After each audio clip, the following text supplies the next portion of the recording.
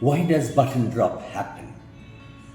Reproduction is possibly the most important factor in the life of a coconut tree, which is continuous, as I mentioned earlier. For reproduction, specific hormones are produced which require specific micro, macro, and major nutrients. A slight imbalance of that sets the tree slightly backward. This drawback for the coconut tree is seen much more in the high yielding hybrids compared to the traditional talls which are growing everywhere. The traditional tall will give you 40 or 50 or 60 or 70 nuts per tree per year, and maybe 80 or even 100 with excellent management. But the new hybrid, the Sampurna, should give you 250 nuts.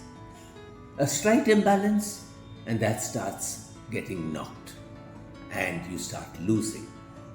But it starts at the time of the button setting, when we have a fertilized button.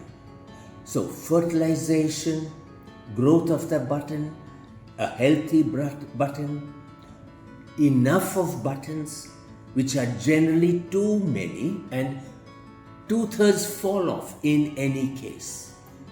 Therefore, these buttons, the 1/3 which are left over pollinated, have to grow to maturity, and button dropping is most felt in the first 2 months because there is some nutrient imbalance.